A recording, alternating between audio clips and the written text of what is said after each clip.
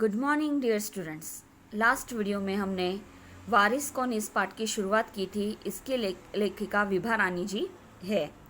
हमने देखा था कि इस पाठ में लास्ट वीडियो में हमने देखा था कि किस प्रकार जो राजा होता है वो राजा क्या करता है, अपने चारों बेटियों को अपने पास बुलाता है और अपने पास बुलाने के बाद उनको क्या करता है, गेहूं के 100 दाने उनके पास देता है और कहता है कि 5 साल बाद जब भी मैं इन गेहूं के दानों को मांगूंगा तब तुम मुझे इसे वापस कर देना। ऐसा करने के पीछे क्या इंटेंशन था राजा का, क्या उद्देश्य क्या था राजा का? तो ये था कि उसे क्या चुनना था, अपना वारिस चुनना था। राजा जो है वो सोच रहा था कि मेरी जो चारों बेटियां हैं, इन चारों बेटियों में से जो सबसे बुद्धिमती होगी, बुद्धिमती यानी क्या बच्चों, होशियार, जो सबसे होशियार होगी उसे ही वो अपना क्या करेगा, राजपाट सौंपेगा, यानी राज्य का प्रशासन सौंपेगा। ऐसा उसका सोचती है, ऐसी राजा की सोच थी।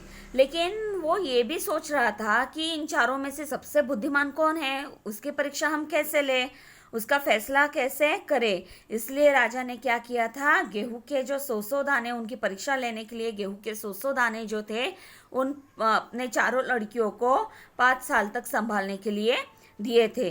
उन जो चारों लड़कियां थी, उन चारों बेटियों ने, चारों बहनों ने उन दानों का क्या किया था वो भी हमने लास्ट वीडियो में देखा था।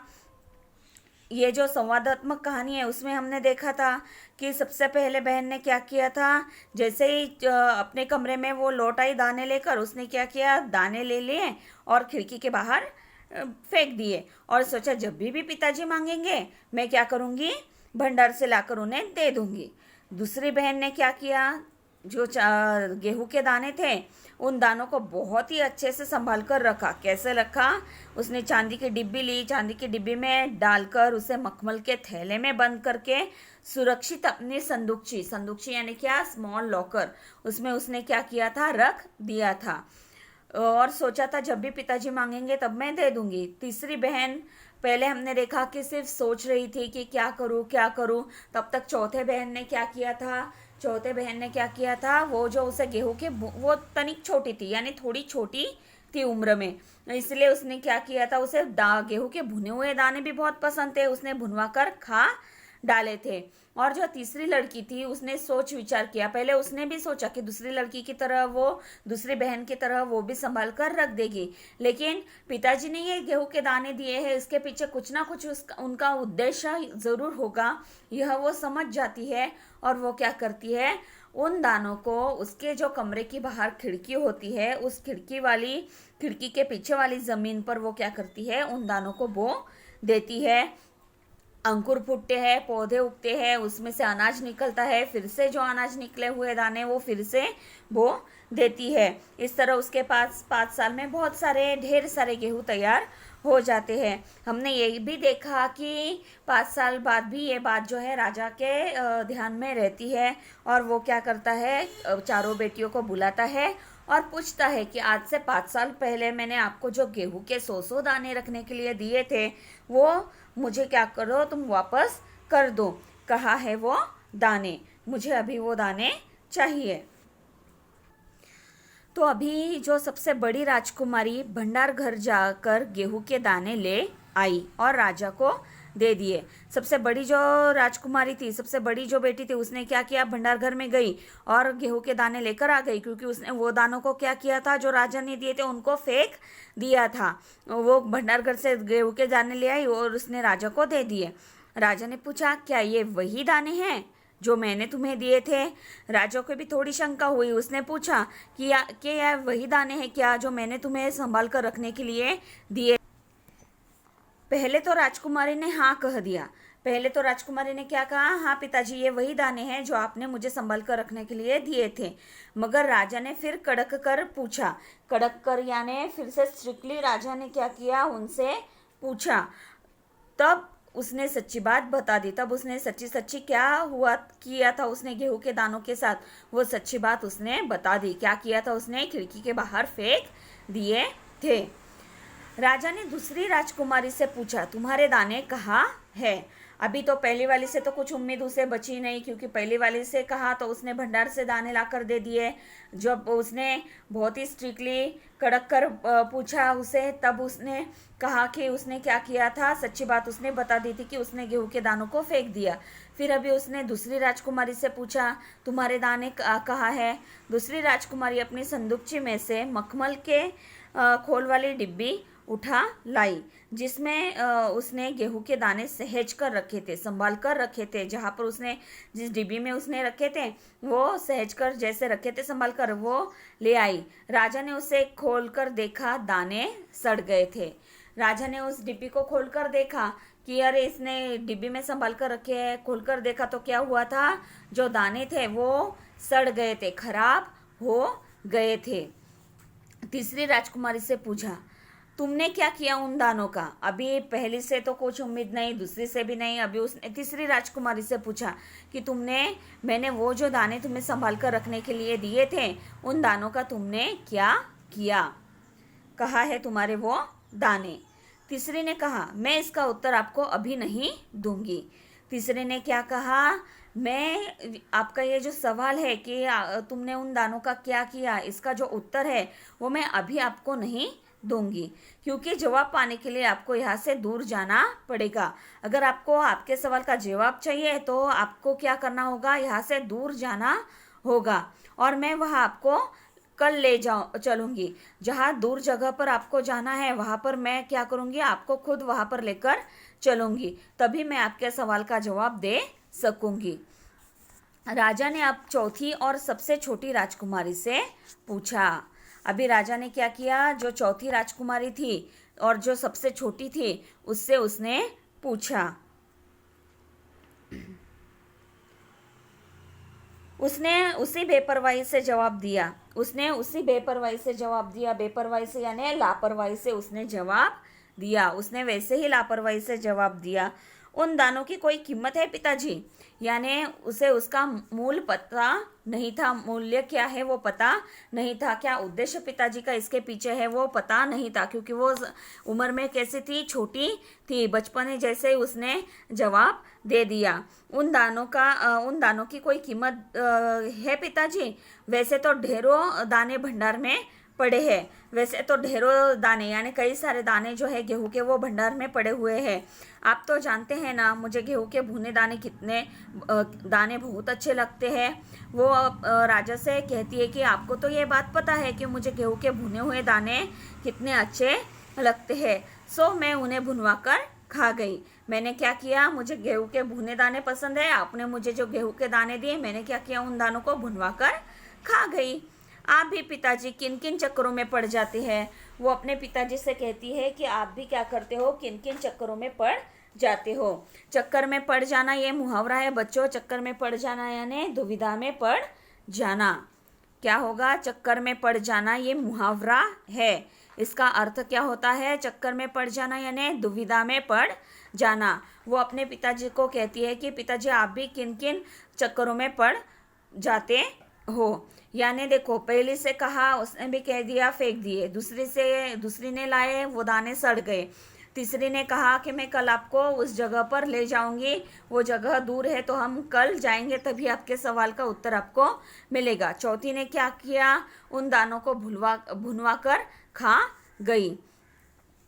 सभी के उत्तरों से राजा को बड़ी निराशा हुई। अभी सभी ने जो उत्तर दिए थे उन सब के उत्तरों से क्या हुआ, राजा बहुत ही निराश हो गया। चारों में से अब उसे केवल तीसरी बेटी से ही थोड़ी उम्मीद थी। अभी जो चारों बेटियां थी उन चारों बेटियों में से सिर्फ जो तीसरी थी उससे कुछ उम्मीद थी यानी क्या, आशा थी कि चलो चारों ने जो जवाब दिए थे, क्योंकि तीसरी का भी अभी तक पता नहीं था ना उसने गेहूं के दानों का क्या किया, क्योंकि वो दूसरे दिन बताने वाली थी उसने गेहूं के दानों का क्या किया। इसलिए जो उनसे उत्तर सुने उससे राजा बहुत ही निराश हो गया, और उसे अब जो तीसरी बेटी है उससे ही थोड़ी उम्मीद लगी हुई थी, यानी आशा लगी हुई थी कि इसने तो उन दानों का सही इस्तेमाल किया होगा। दूसरे दिन तीसरी राजकुमारी राजा के पास आई। दूसरे दिन क्या हुआ, तीसरी राजकुमारी राजा के पास आ गई। उसने कहा, चलिए पिताजी, आपको मैं दिखाऊं कि गेहूं के वे दाने कहाँ है। वो कहती है कि वो खुद से सामने से राजा के पास आई और उसने कहा कि पिताजी आप मेरे साथ चलिए, मैं आपको ये दिखाती हूँ कि वे गेहूं के दाने कहाँ पर है। राजा रथ पर सवार हो गया था। राजा भी जो है वो रथ पर सवार हो गया गेहूं के दाने कहाँ है वो देखने के लिए, उस जगह पर जाने के लिए। रथ रथ महल नगर पार करके खेत की तरफ बढ़ चला। रथ जो था वो रथ ने महल पार कर दिया, नगर पार कर दिया और खेत की तरफ आगे बढ़ने लगा। राजा ने पूछा, आखिर कहाँ छोड़े हैं तुमने वे सौदाने। राजा ने आखिर में पूछा कि महल भी पीछे छूट गया, हमारा नगर जो है वो भी पीछे छूट गया, लेकिन इतने दूर हम बाहर निकल आए हैं। तो वो पूछता है कि आखिर कहाँ तुमने वो सौदाने जो है वो कहाँ पर तुमने रखे हैं। इन 100 दानों के लिए तुम मुझे कहाँ कहाँ के चक्कर लगवाओगी। ये जो 100 दाने हैं उन 100 दानों के लिए तुम मुझे कहाँ कहाँ के चक्कर लगवाओगी, कहाँ कहाँ तुम मुझे घुमाओगी, ऐसा राजा ने पूछा। तब तक रथ एक बड़े से हरे भरे खेत के सामने आकर रुक गया। तब तक क्या हुआ, जैसे ही राजा उसे पूछ रहा था कि तुम मुझे अभी कहाँ कहाँ 100 दानों के लिए चक्कर लगाने वाली हो, घुमाने वाली हो, तब तक जो था वो रथ जो था एक बड़े से हरे भरे खेत के सामने आकर रुक गया। राजा ने देखा सामने बहुत बड़े खेत में गेहूं की फसल थी। राजा ने क्या देखा कि सामने जो बहुत बड़ा खेत है उस खेत में क्या थी, गेहूं की फसल उगी हुई थी। उसकी बालियां हवा में झूम रही थी, जैसे राजा को कोई खुशी भरा गीत सुना रही हो। जो गेहूं की फसल की जो बालियां थी वो हवा में इस तरह झूम रही थी मानो राजा को कोई खुशी भरा गीत सुना रही हो। राजा ने हैरानी से राजकुमारी की ओर देखा। राजकुमारी ने कहा, राजा ने हैरानी से राजकुमारी की ओर देखा, क्योंकि मैंने तो इसे 100 दाने के मांगे थे, यह गेहूं के खेती के और मुझे लेकर आई, क्या है क्या बात। इसलिए उसने उसकी ओर देखा। तब राजकुमारी ने कहा, पिताजी ये है वे 100 दाने, पिताजी यही वो 100 दाने है जो आज लाखों लाख दानों के रूप में आपके सामने है। यही वो 100 दाने हैं जो आपने मुझे दिए थे, जो आज किस में बदल गए हैं, लाखों लाख दानों के रूप में बदल गए हैं और वो आपके सामने हैं। कैसे क्या बदल गए थे, क्योंकि देखो राजकुमारी ने क्या किया था, वो दाने खिड़की के पीछे वाली जमीन पे लगा दिए थे। उससे जो गेहूं आए उसे फिर से उसने ज़मीन पर लगा दिए थे। फिर से उससे जो गेहूं आए फिर से उसने क्या किया था, ज़मीन पर बो दिए थे। यानी ऐसा करते करते आज क्या हुआ था, वो 100 दानों का रूपांतर किस में हो गया था, लाखों लाख दानों के रूप में वो हो गया था। मैंने उन 100 दानों को बोकर इतनी अधिक फसल तैयार की है। आपने जो मुझे 100 दाने दिए थे उन 100 दानों को मैंने ज़मीन में बोकर क्या की है, इतनी अधिक फसल तैयार की है, इतनी ज़्यादा फसल तैयार की है। राजा ने उसे गले लगा लिया। जब तीसरी राजकुमारी का उसने जवाब सुना तो उसने क्या किया, जो तीसरी राजकुमारी है उसे गले लगा लिया, यानी प्यार से उसे अपने गले से लगा लिया और कहा, अब मैं निश्चिंत हो गया, अब मैं पूरी तरीके से निश्चिंत हो गया, अभी मुझे कोई चिंता नहीं है। तुम ही मेरे राज्य की सच्ची उत्तराधिकारी हो। तुम ही क्या हो, मेरे राज्य की सच्ची उत्तराधिकारी हो, मेरे राज्य की सच्ची वारिस हो। देखो ऐसा राजा ने क्यों कहा यहाँ पर, क्योंकि जो चारों बहनें थी उन चारों बहनों ने किस प्रकार गेहूं का इस्तेमाल किया। पहली वाले ने फेंक दिए, दूसरी वाली ने ऐसे रख दिया कि जिसके वजह से वो सड़ गए। तीसरी वाली जो थी तीसरी जो राजकुमारी थी उसने क्या किया, उन गेहूं के दानों को बोया और उनसे 100 दानों के लाखों दानों में उसने रूपांतर किया था, परिवर्तित 100 दानों में क्या हो गया था, 100 दानों के रूप में वो सामने आए थे। और जो चौथी वाली थी उसने भुनवा कर खा लिए थे।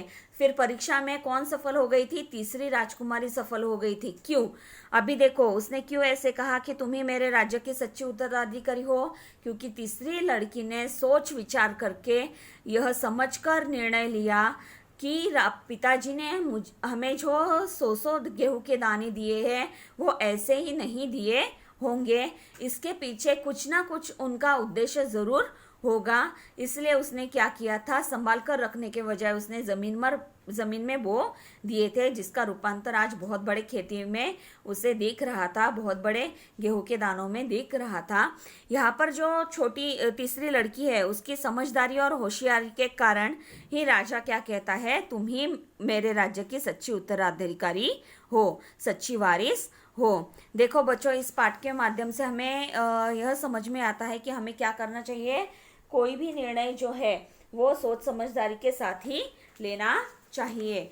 ये पाठ से हमें क्या समझ में आता है कि क्या समझा हम लोगों ने इस पाठ के माध्यम से, मनुष्य को अपने जीवन में समझदारी से कार्य करना चाहिए। जो भी काम हम करेंगे वो कैसे करेंगे, पूरी समझदारी के साथ करेंगे। उसे समय का सदुपयोग करना चाहिए, जो समय उसके पास होता है उसका सदुपयोग उसे करना चाहिए। मनुष्य को अपने पास उपलब्ध साधनों का सही इस्तेमाल करना सीखना चाहिए। जो व्यक्ति इसका पालन करता है वही जीवन में सफल होता है। यह सब हमने इस पाठ के माध्यम से सीखा है।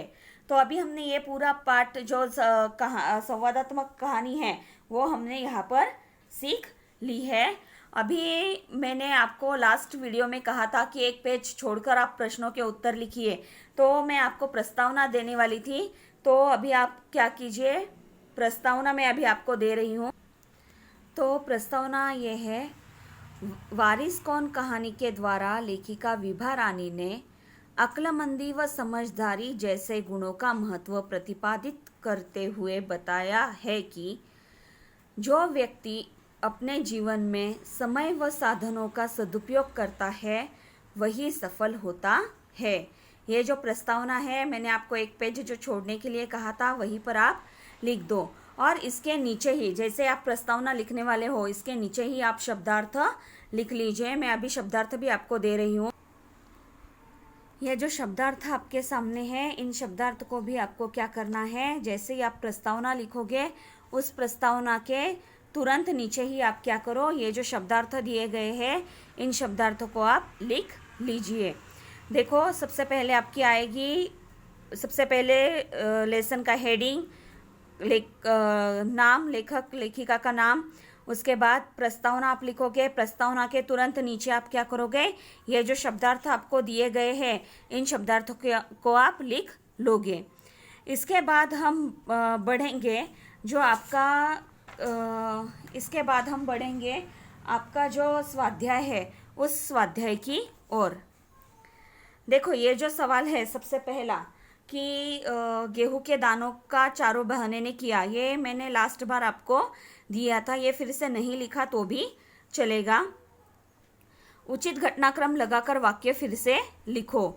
चारों में से कौन सी घटना सबसे पहले ये लिख लेने का, फिर उत्तर लिखकर जो उचित घटनाक्रम है उसके अनुसार आपको लिखना है। सही विकल्प चुनकर वाक्य फिर से लिखिए। इन विकल्पों में से सही आंसर क्या है वो लिखकर उचित उत्तर के नीचे अंडरलाइन करके आपको ये लिखना होगा। ठीक है, ये ऐसे का ऐसा लिखकर जो आंसर है वो लिखकर उसके नीचे ऐसे अंडरलाइन लगाकर आपको लिखना है। फिर परिणाम लिखो। क्या परिणाम हुआ था, गेहूं के दानों को बोने का परिणाम क्या परिणाम हुआ था, डैश के आगे वो आंसर लिखना है। ये लिखने के लिए आपको क्या करना होगा, जो लेसन है पूरा मन लगाकर एक बार पढ़ना होगा, तभी आप आसानी से क्या करोगे, इन सवालों के आंसर लिख पाओगे। दूसरा, सभी के उत्तर सुनकर राजा पर हुआ परिणाम, क्या परिणाम हुआ वो आपको लिखना है। तीसरा, दूसरी राजकुमारी का संदूक चिन्ह में दाने रखने का परिणाम, क्या परिणाम हुआ, संदूक चिन्ह में उसने दाने रखे वो लिखना है। चौथा, पहली बार राजकुमारी को कड़क कर पूछने का परिणाम, पहली राजकुमारी को कड़क कर पूछने का क्या परिणाम हुआ वो आपको लिखना है। ऐसा डैश करके सामने आपको आंसर लिखने हैं। ये स्वाध्याय जो है आपको आपके क्लास वर्क में लिखना है, आपकी जो नोटबुक आपने बनवाई है उसमें लिखना है। ठीक है, तो अभी मैं आपको जो स्वमत के आधार पर कुछ सवाल देने वाली हूँ। स्वमत अभिव्यक्ति। तो बच्चों, स्वमत अभिव्यक्ति जो होती है वो आपको आपके मन से, आपने 7th स्टैंडर्ड में भी मराठी और हिंदी में भी एक सवाल आपको 4 में से एक सवाल ऐसे पूछा जाता था, जिसको आपको आपका विचार क्या है वो लिखने होते थे। इस साल आपको वैसे ही आंसर लिखने हैं कि आपका मत उसके आधार पर क्या है, आपके विचार क्या है वो लिखने होते हैं।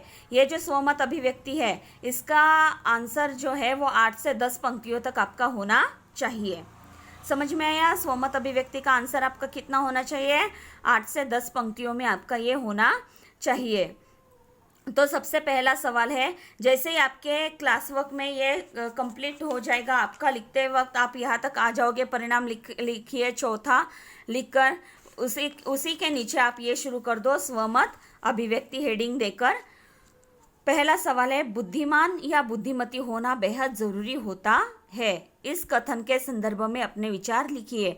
बुद्धिमान या बुद्धिमती, बुद्धिमती यानी होशियार होना क्यों जरूरी होता है, क्यों आवश्यक होता है, इसके बारे में आपके क्या विचार है, क्या ज़रूरत है कि हमेशा होशियार ही होना चाहिए, होशियार होने से क्या सदुपयोग होता है, ऐसे व्यक्ति को कैसे मान सम्मान मिलता है, ये आप यहाँ पर लिख सकते हो। आप एक दो होशियार व्यक्तियों के यहाँ पर एग्जाम्पल भी दे सकते हो कि ऐसे व्यक्ति भी आज बुद्धिमती होने के कारण आज पूजनीय है। ठीक है। दूसरा सवाल है हमारा, समझदारी से काम करना लाभदायक होता है। कथन के संदर्भ में अपने विचार लिखिए। अगर कोई काम हम समझदारी से करते हैं तो उससे हमें फ़ायदा होता है, लाभदायक होता है। ये जो कथन है, ये जो विचार है, इसके बारे में आपका क्या विचार है वो आपको यहाँ पर लिखना है कि ऐसा क्यों कहा गया है कि समझदारी से काम करना है, हमें क्या होता है, लाभदायक होता है, वो आपको लिखना है। चारों राजकुमारी में से यहाँ पर भी आपको एक दो समझदार व्यक्तियों का आप उदाहरण दे सकते हो कि किस प्रकार उन्होंने खुद की भलाई की, उनकी वजह से दूसरों का भी हुआ, कोई बड़े नेता का वगैरह आप यहाँ पर एग्जाम्पल दे सकते हो। चारों राजकुमारी में से किस राजकुमारी का जवाब आपको अच्छा लगा और क्यों? ये तो लेसन के आधार पर ही है कि जो चारों राजकुमारियाँ थी उनमें से आपको किसका आंसर बहुत ही अच्छा लगा और क्यों अच्छा लगा वो भी आपको लिखना है। क्या राजा का निर्णय सही था? यदि हाँ तो क्यों? अपने विचार लिखिए। जो राजा था उसका जो निर्णय था तीसरी राजकुमारी को उत्तराधिकारी चुनने का, तो ये निर्णय सही था क्या? अगर आपको हाँ लगता है तो क्यों आपको ऐसे लगता है कि उसका निर्णय योग्य था, इसके बारे में आपको अपने विचार लिखने हैं। देखो ये जो चारों सवाल मैंने आपको दिए हैं उसके आंसर आपको 8 से 10 पंक्तियों में अपने खुद के विचार के तौर पर लिखने हैं। आया समझ में? अभी ये जो पाठ है ये पाठ हम कहानी के तौर पर देखते हैं। तो चलो हम कहानी के तौर पर इस पाठ को देखेंगे। एक राजा था, उसके 4 बेटियां थी। राजा ने सोचा कि इन चारों में से जो सबसे बुद्धिमती होगी उसे ही अपना राजपाट सौंपेगा। राजपाट मतलब राज्य का शासन। इसका फैसला कैसे हो, वो सोचने लगा। अंत में उसे एक उपाय सूझ गया। उसने एक दिन चारों बेटियों को अपने पास बुलाया, सभी को गेहूं के 100-100 दाने दिए और कहा, इसे तुम अपने पास रखो। 5 साल बाद मैं जब इन्हें मांगूंगा तब तुम सब मुझे वापस कर देना। गेहूं के दाने लेकर चारों बहनें अपने अपने कमरे में लौट आई। बड़ी बहन ने उन दानों को खिड़की के बाहर फेंक दिया। उसने सोचा, आज से 5 साल बाद पिताजी को गेहूं के इन दानों की याद रहेगी क्या? और जो याद भी रहा तो क्या हुआ, भंडार से लेकर दे दूंगी। दूसरी बहन ने दोनों को चांदी की एक डिब्बी में डालकर उसे मखमल के थैले में बंद करके सुरक्षा से अपनी संदूकची में डाल दिया। संदूकची मतलब छोटा संदूक। सोचा, 5 साल बाद जब पिताजी ये दाने मांगेंगे तब उन्हें वापस कर दूंगी। तीसरी बहन बस सोचती रही कि इसका क्या करूं। चौथी और छोटी बहन तनिक बच्ची थी। तनिक मतलब थोड़ा। शरारतें करना उसे बहुत पसंद था। उसे गेहूं के भुने दाने भी बहुत पसंद थे। उसने दानों को भुनवा कर खा डाला और खेल में मग्न हो गई। तीसरी राजकुमारी को इस बात का यकीन था कि पिताजी ने उन्हें यूं ही ये दाने नहीं दिए होंगे।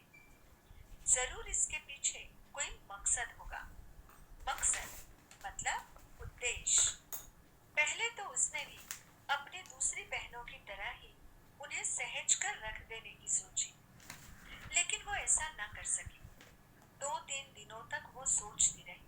फिर उसने अपने कमरे की खिड़की के पीछे वाली जमीन में वे दाने बो दिए। समय पर अंकुर फूटे, पौधे तैयार हुए, दाने निकले। राजकुमारी ने तैयार फसल में से दाने निकाले और फिर से बो दिए। इस तरह 5 वर्षों में उसके पास ढेर सारा गेहूं तैयार हो गया।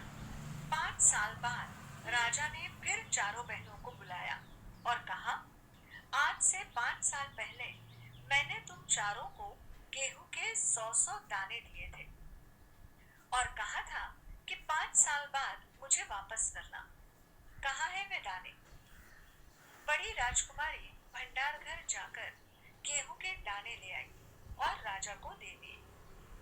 राजा ने पूछा, क्या ये वही दाने हैं जो मैंने तुम्हें दिए थे? पहले तो राजकुमारी ने हाँ कह दिया, मगर राजा ने फिर कड़क कर पूछा। तब उसने सच्ची बात बता दी। कड़क कर मतलब जोर से। राजा ने दूसरी राजकुमारी से पूछा, तुम्हारे दाने कहाँ हैं? दूसरी राजकुमारी अपने संदूकची में से मखमल के खोल वाली डिब्बी उठा लाई, जिसमें उसने गेहूं के दाने सहेज कर रखे थे। राजा ने उसे खोल कर देखा, दाने सड़ गए थे। तीसरी राजकुमारी से पूछा, तुमने क्या किया उन दानों का? तीसरी ने कहा, मैं इसका उत्तर आपको अभी नहीं दूंगी, क्योंकि जवाब पाने के लिए आपको यहाँ से दूर जाना पड़ेगा और मैं वहाँ आपको कल ले चलूंगी। राजा ने अब चौथी और सबसे छोटी राजकुमारी से पूछा। उसने उसी बेपरवाही से जवाब दिया, उन दानों की कोई कीमत है पिताजी? वैसे तो ढेरों दाने भंडार में पड़े हैं। आप तो जानते हैं ना, मुझे गेहूं के भुने दाने बहुत अच्छे लगते हैं, सो मैं उन्हें भुनवा कर खा गई। आप भी पिताजी किन किन चक्करों में पड़ जाते हैं? चक्कर में पड़ जाना मतलब दुविधा में पड़ना। सभी के उत्तर से राजा को बड़ी निराशा हुई। चारों में से अब उसे केवल तीसरी बेटी से ही थोड़ी उम्मीद थी। उम्मीद मतलब आशा। दूसरे दिन तीसरी राजकुमारी राजा के पास आई। उसने कहा, चलिए पिताजी, आपको मैं दिखाऊं कि गेहूं के वे दाने कहाँ हैं। राजा रथ पर सवार हो गया। रथ महल नगर पार करके खेत की तरफ बढ़ चला। राजा ने पूछा, आखिर कहाँ रख छोड़े हैं तुमने वे 100 दाने? इन 100 दानों के लिए तुम मुझे कहाँ कहाँ के चक्कर लगवाओगी? चक्कर लगाना मतलब घूमना, एक जगह से दूसरी जगह जाना। तब तक रथ एक बड़े से हरे भरे खेत के सामने आकर रुक गया। राजा ने देखा, सामने बहुत बड़े खेत में गेहूं की फसल थी। उसकी बालियां हवा में झूम रही थी, जैसे राजा को कोई खुशी भरा गीत सुना रही हो। बालियां मतलब गेहूं, ज्वार, बाजरे आदि के पौधों का अगला भाग, जिस पर दाने होते हैं। राजा ने हैरानी से राजकुमारी की ओर देखा। राजकुमारी ने कहा, पिताजी, ये हैं वे 100 दाने जो आज लाखों लाख दानों के रूप में आपके सामने हैं। मैंने उन 100 दानों को बोकर इतनी अधिक फसल तैयार की है। राजा ने उसे गले लगा लिया और कहा, अब मैं निश्चित हो गया, तुम ही मेरे राज्य की सच्ची उत्तराधिकारी हो। गले लगाना मतलब प्यार से मिलना, उत्तराधिकारी मतलब वारिस। तो देखो बच्चों, हमने ये लेसन, आज का जो वारिस कौन है, ये लेसन, ये जो पार्ट है हमारा पूर्ण हो गया है। आपको जो मैंने होमवर्क के तौर पर क्वेश्चन आंसर लिखने के लिए दिए हैं, आप वो नोटबुक में लिखकर पूर्ण करके रखना। इसके लिए सबसे ज़रूरी क्या है, आपको लेसन पूरी तरीके से पढ़ना होगा और फिर आप क्या करो, वो प्रश्न उत्तर जो है मैंने आपको दिए हुए वो नोटबुक में लिख लो। तो ठीक है, हम यहाँ पर अब रुकते हैं। धन्यवाद।